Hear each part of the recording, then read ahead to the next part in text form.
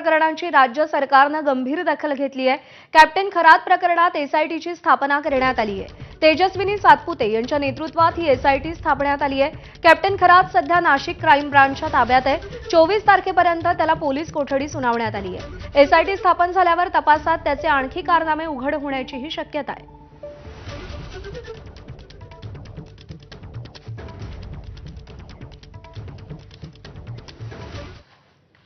दरम्यान अशोक खरातांच्या नाशिक जिल्ह्याच्या मिरगावमधील फार्म हाऊसवर रात्री उशिरा क्राईम ब्रांचने छापा टाकलाय।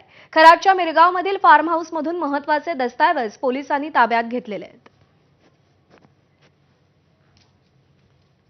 पोलीस कोठडीमध्ये असलेल्या कॅप्टन अशोक खरात याच्या मालमत्तांचा आता पोलिसांच्या माध्यमातून शोध केला जाणार आहे।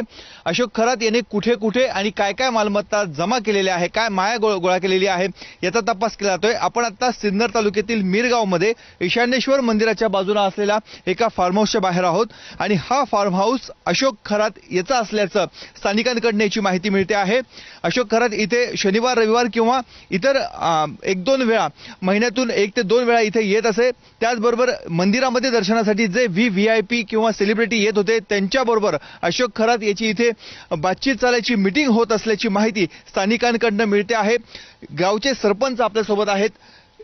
तुम्ही ईशानेश्वर मंदिरामध्ये जात होतात, ह्या गावामध्ये एवढा मोठा फार्म हाऊस आहे, मंदिर आहे, काय काय माहिती आहे तुम्हाला? काय आता सर्व गावकरी मिरगावचं देवस्थान असल्यामुळं पूर्ण शिवरात्र असली, श्रावण महिना असला तर दर्शनाला येणे जाणे चालू होतं आणि त्याच्यानंतर साहेब कधी यायची काय कल्पना कोणाला नव्हती।